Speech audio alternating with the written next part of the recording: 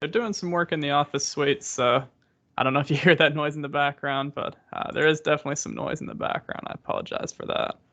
We're going to make the best of it, though. So today, we're going to start off just by going over the technology guide for cloud computing. Cloud computing is a really important topic, especially from a managerial perspective, because it's something that, if done properly, can allow us to greatly reduce our cost. So we're going to talk about that, talk about what cloud computing is, talk about different types of cloud computing we can engage in, some of the different services, some things that it does very well for our organization. We've already talked about cost. We're also going to talk about some drawbacks, though. There's certainly some cases in which it would not be beneficial to do. So just kind of start off, we'll talk about what cloud computing is.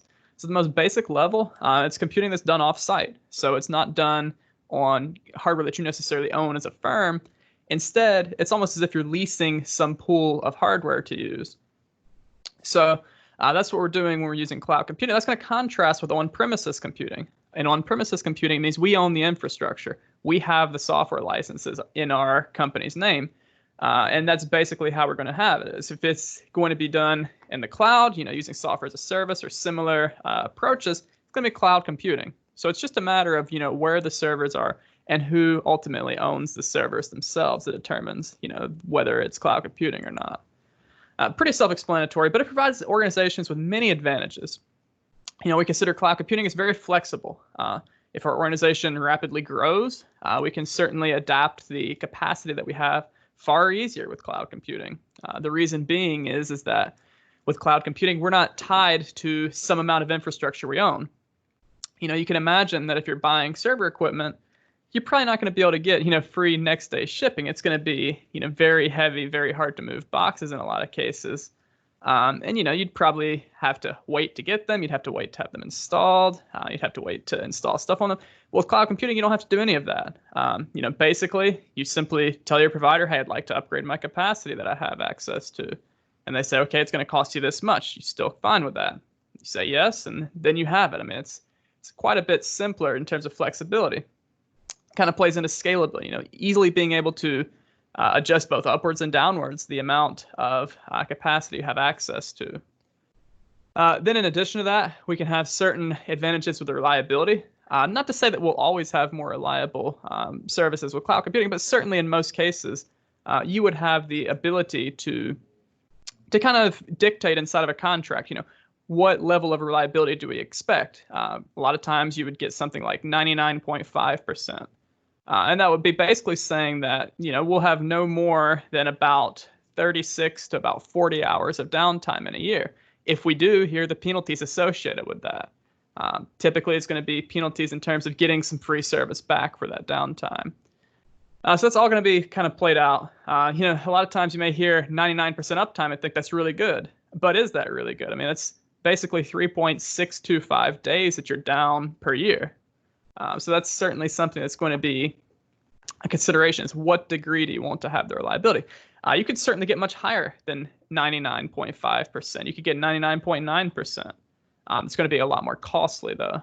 We're going from just a couple, maybe half a percentage point. That's a huge difference in terms of reliability. So, of course, cloud computing is not going to be stored on site. So depending upon where your business is located, that could be very beneficial. Imagine you're in let's say you're in a 10-year floodplain. That could be a place where maybe you wouldn't want to store all of your organization's data. And instead, you'd want to use cloud computing to kind of off-site a lot of that information so that if something happens to your organization, you're not without any of your data. That could be very beneficial. Additionally, cloud computing can use a lot of virtualization technologies. But that's not limited to cloud computing. So we're talking about virtualization. We're, of course, talking about, as opposed to having one piece of hardware for one installation, we can use a single piece of hardware for several installations. It's going to be a lot more efficient, and it's going to provide us with lots of different kind of advantages for that. And then, of course, with cloud computing, you need to have a pretty solid network connection. So we're talking about network connections being things like having good upload speed, good download speed, good reliability on the connection, low latency. All those are going to be very important considerations to allow us to use cloud computing. So there's about 3 different types of cloud computing. The first one is going to be a public cloud. this would be a situation in which you're sharing a single piece of hardware with lots of different people. Now, the good news is that with virtualization, there's a lot of things that would prevent anyone from accessing your data. However, you may have been paying attention to some of the technology news over the past couple of years, and you may have seen some CPU vulnerabilities. You know, not AMD, but Intel's had several, and AMD's had one or two. And those don't really affect end users so much, but they can greatly impact a public cloud. So the situation being that you can actually use some of those vulnerabilities to potentially access information that's outside of your specific virtualized environment that you're within. So a public cloud can be very beneficial because it's going to be less expensive to have and to be a member of, but it can have some drawbacks as well. So that's going to contrast with a private cloud. In a private cloud environment, you would have a situation in which each piece of hardware was dedicated to one specific firm. So for example, I believe it's the Department of Defense. They were recently in a bidding war between, I want to say it was Microsoft and it might have been IBM, it might have been Amazon. I'm not sure which of those two. I'm pretty sure Amazon ended up suing because they didn't win the contract, but I'm not sure if it was ultimately between them and Microsoft or someone else. Anyway, what the Department of Defense wanted is they wanted to have a private cloud where each piece of hardware would only be accessible to them. So they were going to have some third party host it, which I believe they ended up selecting Microsoft for that. And Microsoft was going to dedicate some server space where no other company would be able to access anything on that server. So that's kind of what we're talking about. We're talking about a private cloud. And then a hybrid cloud would basically be some combination of those two, where in some cases there's going to be elements of a private cloud, and in some cases there can be elements of a public cloud. So that's pretty much all we're talking about when we're discussing that. So any questions so far? And again, I do apologize for the vacuum or whatever that is in the background. Just kind of unfortunate, but you know, certainly some good innovations happening. So let's talk about different kind of levels of cloud computing. So right here on the far left here, we have on-premise. And when we look at this chart, we see the kind of, I guess that's kind of like a golden color. It's going to be managed by the customer. And this kind of orange color is going to be managed by the vendor. So in on-premise computing, everything is going to be managed and stored on site. So the actual customer, which would be the firm purchasing it, is going to be responsible for all the maintenance. They're going to be responsible for putting any applications on it, loading the operating systems on it, having storage space for it, having a networking connection for it. Every single aspect will be done by the firm that is using it. And we move on up to infrastructure as a service. We're going to be able to install the operating system. We're going to be able to determine what sorts of applications are on it. But beyond that, in terms of the servers themselves, in terms of the networking connections to the servers, the virtualization technology, that's all going to be run by a third party. So we basically just have access to a specific virtualized server that we can install whatever we want to on it. But we ultimately can't really, we don't own the server, basically. We move on up to platform as a service. We basically have a platform that's given to us. The platform has the operating system. It has on a lot of the stuff we would need, but the actual applications and the actual data are going to be provided by the firm that's using it. So it's not going to be provided by the cloud hosting provider. Instead, they're going to provide basically just kind of an OS that we can do whatever we need to with. That's going to differ from software as a service. Software as a service, someone is literally hosting an application to us. We don't control the application. We don't control what OS it's running. We don't control anything about it, except we can access the application itself.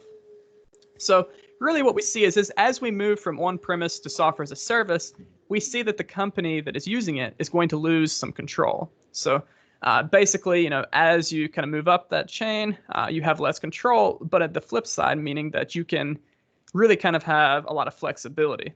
So any questions about this?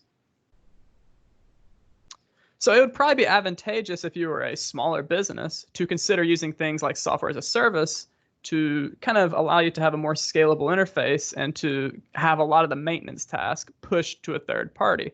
The flip side being that if you're a business that's dealing with a lot of sensitive data, maybe it wouldn't make sense for you to do stuff software as a service. Maybe you'd want to consider having all that done only on premise, even with certain things in place that would kind of prevent any sort of misuse. It can always occur. So pretty self-explanatory there, I think. Cloud computing provides a lot of advantages, though. So we've already talked about some of the flexibility and stuff. But looking at the amount of hours that are going to be spent by your workforce, this can greatly kind of reduce the kind of overhead that you would need, especially for a smaller firm that can't realize those economies of scale that would be realized if you're a larger firm. So that can ultimately be very beneficial for smaller firms in particular, but even larger firms, particularly we're talking about a firm that is not using their primary business activity as technology. This can certainly make a lot of sense to do. So, ultimately what we kind of see is this is going to kind of provide us with a lot of flexibility for how we use our specific resources we have and allow us to more easily adapt as needed. So let's say that a new application is released that we want to use. Well, if we have the applications installed locally, we have to get training on how to use it. We have to get training on how to support it. We have to get training on how to, install and maintain it. Whereas if we're using software as a service, we don't have to worry about any of those considerations. We can simply just, go through and just use them as needed. So certainly going to kind of improve our agility in that aspect. So there are certainly some concerns and risks, as I've kind of talked about, if you look back at this chart here, software as a service, you don't control anything that's on it. You simply have an application that's hosted on behalf of you. So that could certainly be a pretty big risk for things like security, making sure the data is secured, making sure that no one accesses it who's not supposed to access it. Even with a public cloud, there's always going to be that consideration of, could someone else who's on the same physical device as me, could they exploit vulnerabilities and access the information? Yes, it's a possibility. It's unlikely, but it is in fact a possibility. So then we also think about things like reliability. If you're not responsible for maintaining the system, you're ultimately at someone else's mercy. It'd be like if you had a vehicle and you weren't actually the one doing the maintenance on the vehicle. Ultimately, what happens to the vehicle is kind of on whoever is doing the maintenance on the vehicle. So it's that same sort of thing. It can be beneficial. It could be that you wouldn't know as much as someone else who would maintain your vehicle. That could certainly be the case. Or it could be that someone takes you for a ride. You just don't know what's going to happen, basically. There could also be some regulatory issues you could run into with cloud computing, particularly when you're talking about government regulations. There could certainly be a case in which there are regulations that prohibit you from putting certain information in a cloud. There's always going to be information that you're going to have to secure in certain ways. So to kind of mitigate that, you use things like service level agreements, memorandums of understanding, just to make sure that the cloud computing provider both agrees with what you have to do and understands what you have to do to maintain that data. So yeah, that's some of the major concerns and risk. Just kind of wrap things up, though. This is a kind of short cloud computing technology guide. We talked about some of the different types of cloud computing, what it is, how it's used, some of the benefits, and some of the drawbacks. All right, any questions about cloud computing?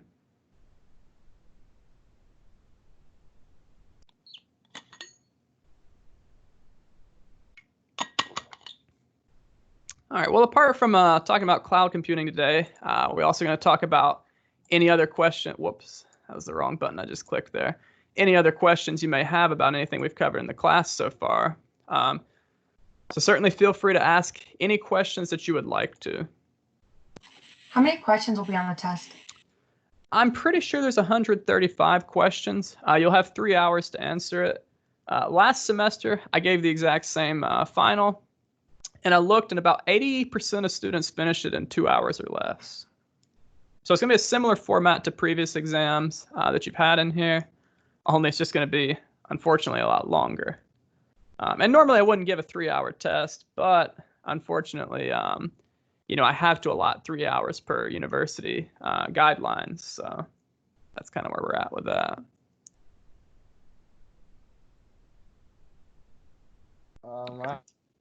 A question about kind of what a good study tactic to look at the first 2 previous tests in terms of those units. Or are you going to try and avoid using that and kind of go differently in the first and second unit? So, it's going to be a cumulative exam. So stuff that was covered in the first and second unit will certainly reappear. I would just recommend going through this spreadsheet that I sent out a while back, where it has the different terms from each unit, and just make sure that you know what each of these terms are, how they're used, you know, kind of that same sort of stuff that you would have used before, because you'll definitely see some repeat information on here. Okay, thank you. Can you give us what you think the hardest question is? Yeah, I can certainly do that. Give me a second to pull it up. While I'm pulling this up, does anyone have any other questions? The term 147, what does that MOU mean? That's going to be a memorandum of understanding. That's going to be a legal agreement where both parties basically just agree about certain requirements of something. So in the context you'll probably see in this class, it's going to be that both parties agree on any sort of regulatory compliance issues, any sort of security that needs to take place. Stuff like that is what it's going to be in this context. So I'm just pulling that exam up. I want to show you guys one of the questions on here. So feel free to ask any other questions as I'm doing this.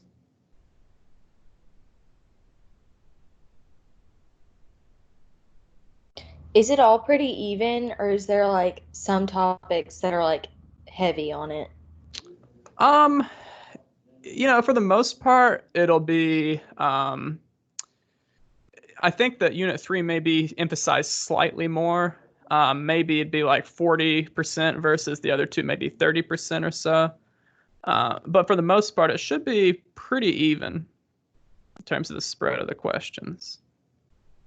Would they be in order, like the first so many questions will be Unit 1, the next will be Unit 2, and the next will be Unit 3, or will it be spread out? To my understanding, Canvas randomizes the exam questions, so I don't think they'll be in order.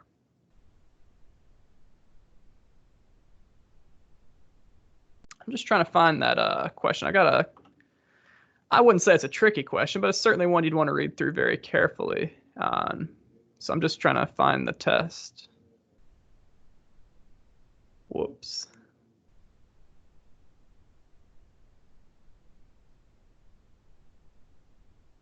So I did not mean to show the entire test right there, of course. That was not the most intelligent thing I've done today, but that's okay.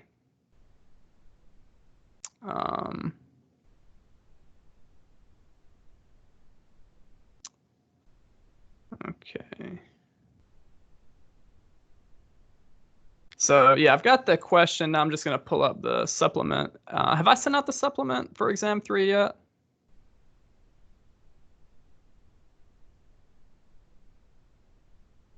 So the supplement, I will certainly send it out.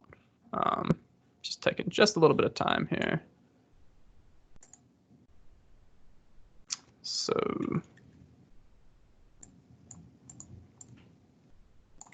and this will also kind of show you the format to expect.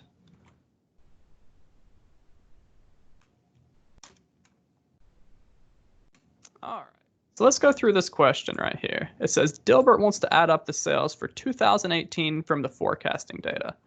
So there's two major parts of this. We have forecasting data. Looks like we have some grade data, and we also have bottleneck data on this final exam supplement. So we're inside the forecasting data. So he wants to add up the sales from 2018. So we're going to go through each of these options to see which one we'd select. So first option here is to take the sum of C2 through C5. So C2 is 2015, and C5 is also 2015. And everything between those two are also 2000. So this is not the correct answer because this is going to add up the data from 2015 instead of the data from 2018 like we want. The next option is going to take C14 through C17. And since those are adding up the 2018 years, that's going to be the correct answer. But let's see why these other answers are incorrect. So the third choice here is taking C13, C14, C15, and C16 and adding them. The issue being that C13 is 2017, and it doesn't include C17, which is a 2018 year. So that's why this answer is incorrect. And then lastly, this fourth option here is incorrect because even if that were sum if instead of sum, that's still not even the correct syntax for sum if. So you can't do a sum like that. That's not how the sum command really works. You'd be able to put a range inside of there. You'd be able to add individual values separated by commas, but you can't do whatever this is. This is not the correct syntax. So that wouldn't be the answer either. All right. Any other questions? So you said it had to be the 14 and the 17? What do you mean by it have to be 14 and through 17? I'm not sure I understand what you're saying there.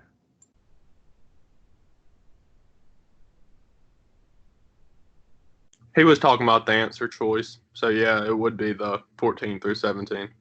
Yeah, so you'd select C14 through C17 because that's where the 2018 sales are. So the first 2018 sale in quarter 1 starts in C14, and then the last sale for 2018 is quarter 4. It ends in C17. So that's the correct range right there. That's what you'd select.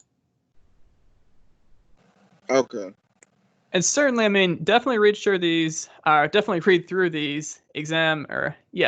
all the exam questions, but in particular the ones with Excel. Because you can, if you're going quickly, you may just kind of glance at this and say, oh, well, this C13 plus C16, that makes a lot of sense. And if you're not looking carefully at the specific years, you could easily go, oh, well, this is adding up this year. That could certainly make sense as well. So, they're not all going to be apparent immediately as to why something is the correct or incorrect answer. But certainly make sure you read through them carefully and see. I try to bold things like that. Where I'm talking about, 2018, maybe I'm talking about quarter 2s, maybe I'm talking about, subtracting 1 year. I try to make it as clear as possible what I'm looking for. Any other questions?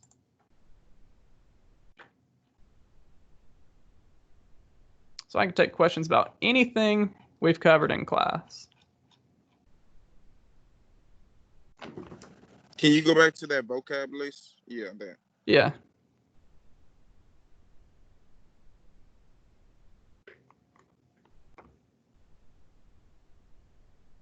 So basically, this one is all the units. I know you sent out a review and it has unit 1, unit 2, unit 3. And when it says all units, it's all the units 1 through 3.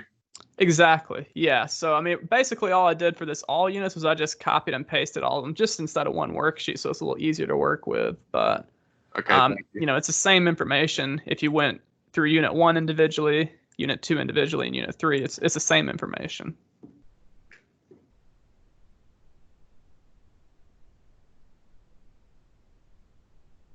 So if any of these terms aren't... So you emailed us this list out? Yeah, I think I did. It's also in Canvas, I believe. It should be there. Let me see where it is exactly. Thought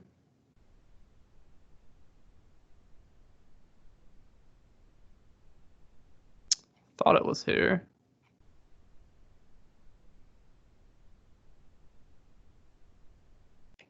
It's not jumping out at me, so I'll just add it to Canvas right quick. Should be something easy enough to do.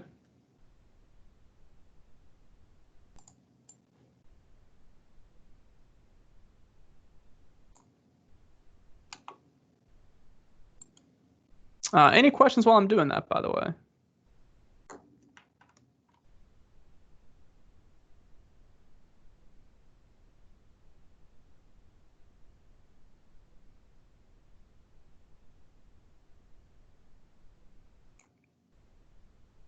So again, I can take any questions for anything we've covered.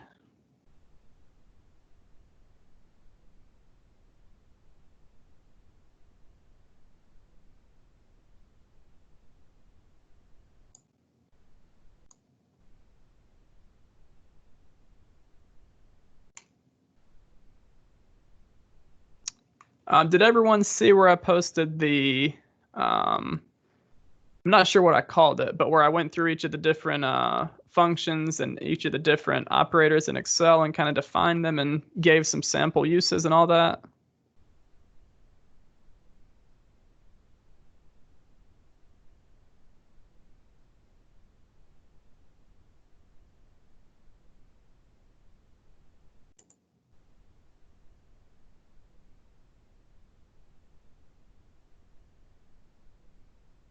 So I can go through any of those if you want to see some examples of those.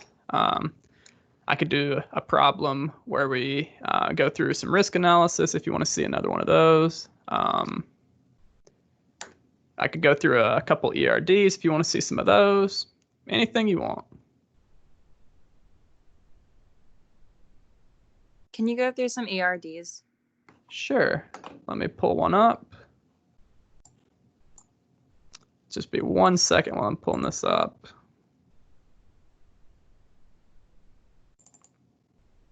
So we'll go through this bank ERD right here.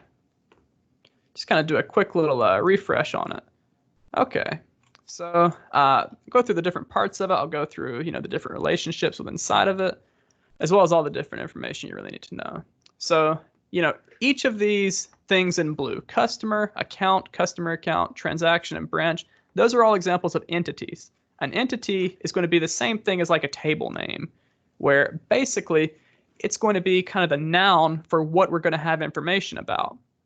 Then you'll see below that, we have primary key, which is the PK. It's marked as PK. It could also be marked with an asterisk. And that's going to be the unique identifier for each of the different instances of the entity. So for example, an instance of the customer entity would be like customer ID is 1. The first name could be something like Andrew. The last name could be something like Miller. Address could be something like 123 Sesame Street. Phone number, just give a phone number there. And primary branch. So that's going to be an instance. It's an occurrence of the entity. We also have on here customer ID, first name, last name. All these sorts of elements here, these are called attributes. So they're going to define what information we want to have about the customer. So these are different attributes. These are also going to be fields within a table. So you think about the different columns inside of a table, that's what these are. So customer ID, first name, all the way down to primary branch, these are all the attributes of customer. We have FK, which is going to be the foreign key. So that means that this is referencing something else. So in this case, this primary branch is actually referencing this branch number. So that's what the foreign key means. Yeah, so that's pretty much how these are going to look. And, you'll see different things here. You see account here has the foreign key is account number. Then we have this associative entity here. We use an associative entity because otherwise we'd have a many-to-many relationship. A customer is going to have at least one account, but they could have an infinite amount of accounts. We don't limit the amount of accounts that a customer can have. And an account must be held by at least one person, but it could be held by multiple people. We could have a joint account. We could have lots of different instances in which an account would be held by multiple people. So to alleviate that many-to-many, we're going to use an associative entity where all we do is we create a new entity and we take the two primary keys or whatever the primary keys are from any entity involved in that, and we just put them into a new entity. And of course, because they're primary keys in another table, they're also going to be foreign keys within the table. So did I lose anyone so far? Is that making sense? I'm happy to go over anything again if I need to, but let's go ahead and talk about the different types of relationships. So I think I actually made a document where I went through what the relationships were. Let's see if this is it right here. Let's just take just a second to pull up. This looks like it.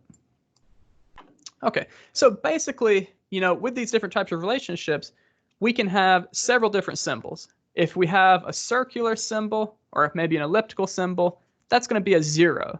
If we have a vertical line, that's going to be a 1, unless it has something above it. Like if it had the vertical line with maybe like 11 above it, that would be a 1 to n. We're going to get to that in a little bit.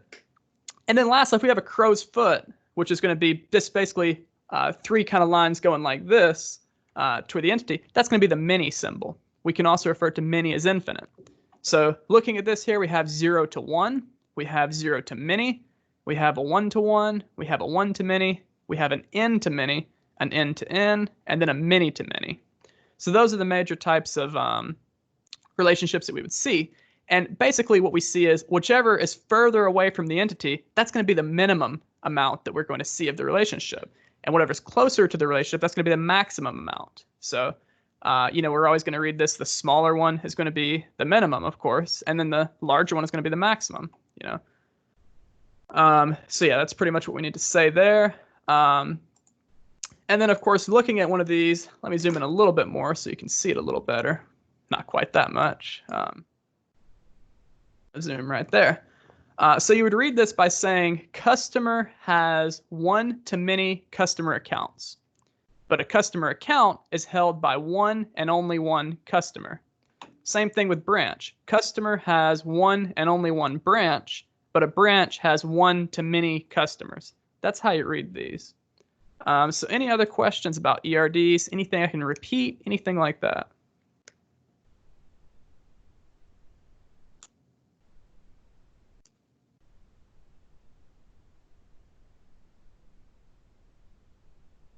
And you'll definitely see ERDs on the final. So make sure that you know the different parts of them. You understand the relationships. You understand everything we've gone over with them, basically.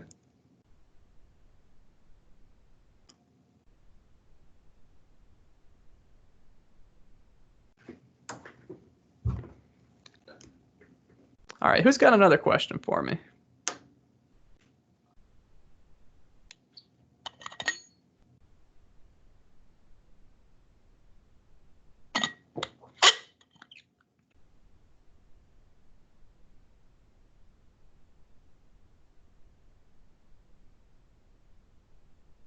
Does anyone want to see me go through one of the risk management problems, anything like that, or anything in Excel you want to see?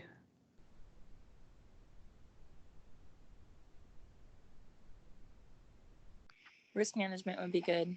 Okay, let me pull one up.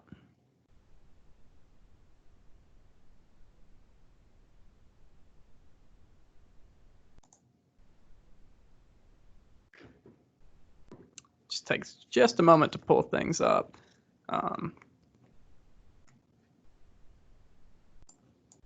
Okay, so here we go right here. So I'm just going to read this off, and we'll go through each of the different steps you would do. So just to kind of remind everyone, with risk management, what we're trying to do is we're trying to find a common unit to compare two different outcomes. Of course, in real risk management, we've been doing far more than two different outcomes. We're going to be looking at a lot more things, but this is going to be, a pretty basic way to do risk management. It's just to compare two different outcomes. So we want to have things in the same unit so they're directly comparable. And that unit is going to be some sort of annualized cost. So it's like if you're at the grocery store and you're wanting to buy a can of beans, you want to get the most beans for your money. So, you would go ahead and instead of just looking at the price of the can, you would look at the price per maybe ounce, price per pound, whatever unit you're buying the beans in. So that way you're directly comparing the same amount.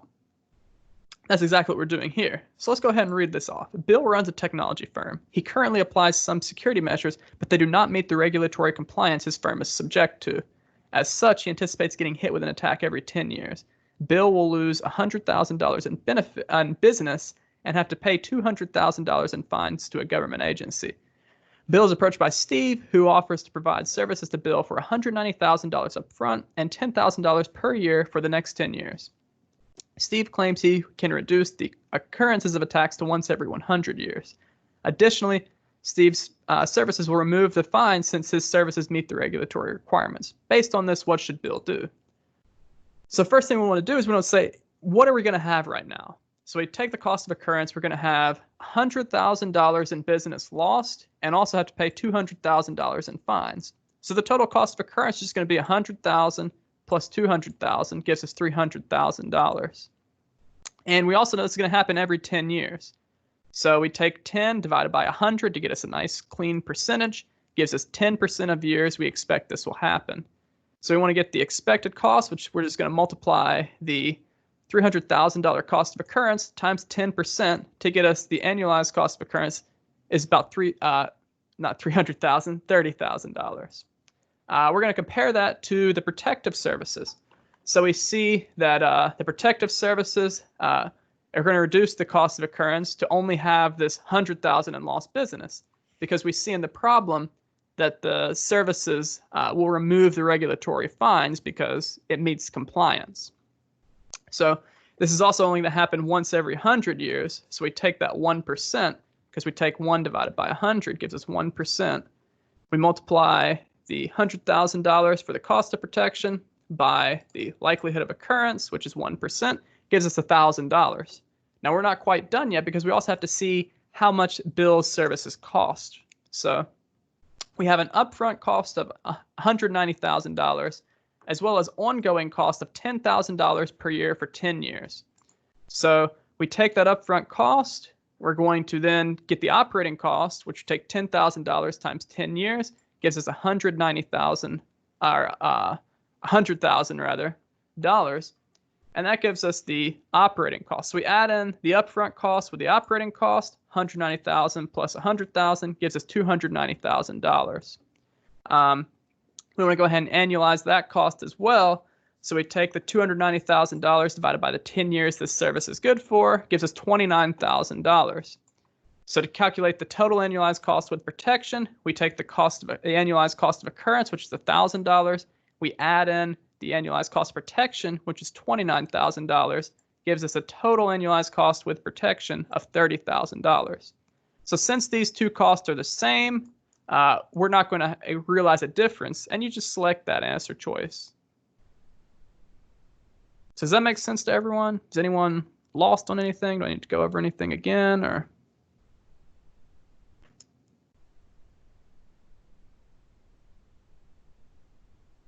Anyone want to see anything in Excel? Any of the functions a little confusing to anyone? I'm certainly happy to go through anything.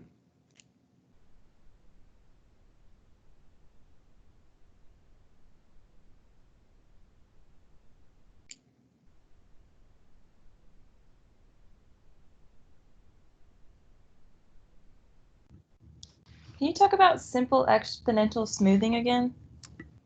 Yeah, sure. So in simple exponential smoothing, you're going to be given some alpha constant. The alpha constant will be between 0 and 1.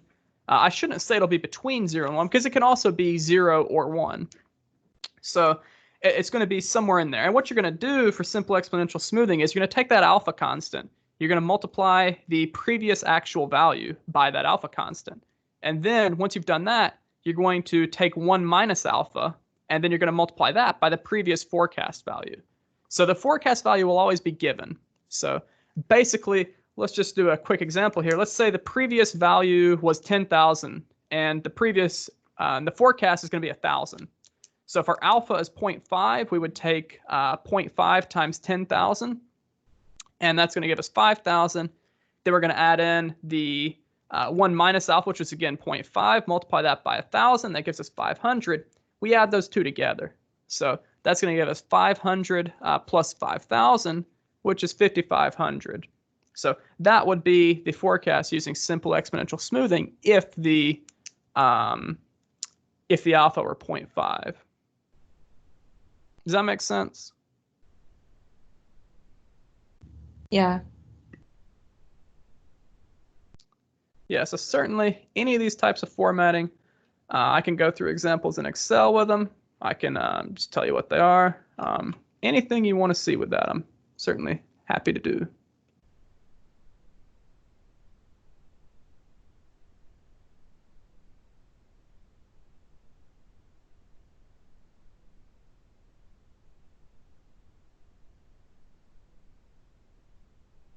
While everyone is thinking of questions, I would like to remind everyone to, when they get a chance, please take the time to fill out the instructor evaluation. It should have been sent out by Class Climate. I'd greatly appreciate you all filling that out. So I think it's due at 11 p.m. tonight. It's completely optional. I don't know who has done it and who has not done it or anything like that. It's completely anonymous. So certainly I'd like to request that you do it, but I'm not making you do it or anything like that. So certainly keep that in mind.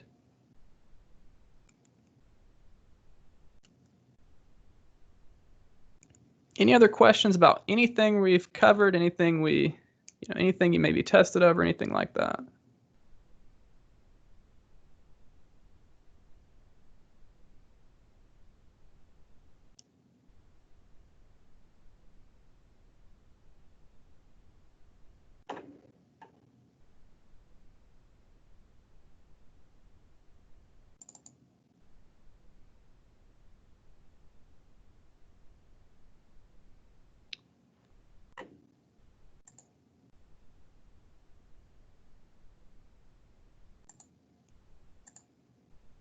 So just to remind everyone, we worked through the analytics supplement.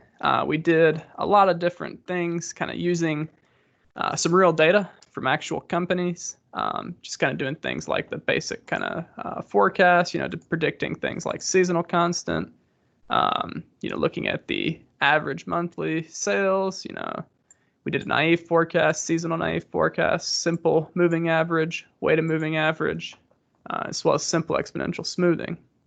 So any of these things you could certainly see on the exam.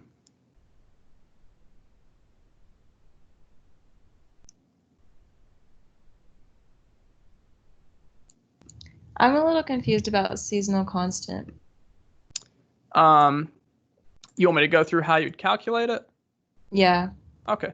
So the whole idea behind seasonal constant is that we have some amount of periods of interest. So in this case, we're using monthly data. So our period of interest is going to be a month. We could also be using quarterly data, in which case our period of interest would be a quarter. We could also be using weekly data, in which case the period of interest would be a week. I think that I've kind of explained that. So basically, you want to see, is there going to be an effect of whatever period of interest we're having on our sales? So what you want to do is you want to go ahead and get the average by month of whatever data you have, and then you want to get the grand total that you have for that data. So, in this case, we're using monthly data. So I just went ahead and calculated the average for each of these different months using this data over here. Then I get the grand total, which is just the sum of all the different, in this case, it's revenue, I think. And then from there, all I have to do is just get the average by month divided by this grand total here. So in this case, I'm going to multiply the average by 3 because there's 3 years that we have. So if I don't do that, then everything will add up to 0.3 repeating, whereas if I do this, everything will add up to 1. So another way I could do this calculation is just take this grand total here divided by 3. And if I wanted to do these same exact calculations, I'll go ahead and show how that's done. You would just take the average by month and divide it in by the grand total. I'm going to make that an absolute reference. So whenever I copy this down, it's not going to change what it's referencing there. So I just put a $ before and after. The row and column reference, you could also press F4 to do it automatically. I'm going to copy this down. And that gives us the idea that basically 10% of our sales, 10.4% of our sales rather, occur in January. So if we anticipated having maybe, let's say 30,000 transactions in a year, we could just take that 30,000 and we could just multiply the seasonal constant by that to see what our expected demand is going to be for the month of January. So we take that seasonal constant right there. We're just going to multiply it by this random kind of value here that's basically going to be the estimated yearly demand. And when we copy this down, that's going to tell us what the relative proportion that we expect to see. So in this case, it looks like August is going to be our busiest month. And when we add these up, it should give us 30,000, unless I made a terrible mistake. Luckily, I didn't make a terrible mistake there. So that's what the seasonal constant is used for, and that's what it's calculated as. Does that make sense? Do I need to go through it a little slower or anything like that? That makes sense. Okay. Any other questions? So again, I'll go ahead and show you why you would multiply this by 3. If I didn't do this, it's actually going to change things because we're basically taking an average divided by a total. So when we do this, we're going to see that while these things previously added to 1, they now only add to 0.3 repeating. So we just want to avoid that and make sure that we're doing things in that way.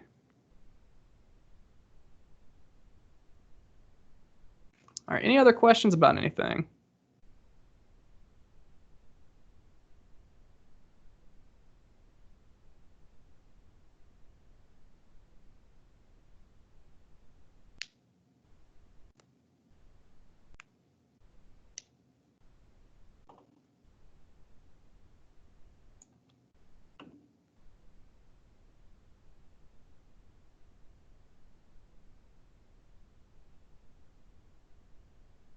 So yeah, any of these terms on here, certainly it's a pretty good chance they'll appear on the exam.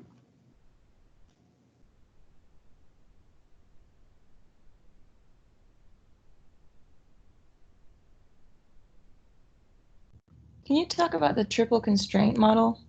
Sure. So the triple constraint model, I'll go ahead and find a picture. But basically what it's saying is that you have three main things within a project that you want to kind of consider. So the three things are going to be the cost, they're going to be the scope, which is to say what the project does, and they're going to be the time that the project takes place. So the whole idea is that you, in most cases, you can maximize two of those three. So let me go ahead and get this picture pulled up. So not the best picture, but it's one I found online with a quick search. So basically, you can be somewhere in this chain, but in most cases, you can maximize two of those things, but one of them will suffer. So if I wanted to have a project that had a very low cost, I could also have it be completed very soon. But the thing is that if I did that, it wouldn't do very much. The scope would be very low. So I could have a very low cost, which is good. I could have a very short amount of time, which is also good. But it's just the matter of the scope would be low. Same thing, if I wanted to have a project that would be done very quickly, but that would do a lot of things that have a very large scope, it would cost a lot to do. So the cost would be high. So that's kind of the whole premise, is that these are the three things you want to really consider in terms of project management. But typically speaking, you can only really maximize two of them to where they're going to be beneficial.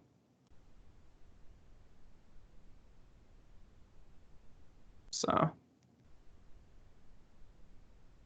any other questions about anything from class? Anything at all?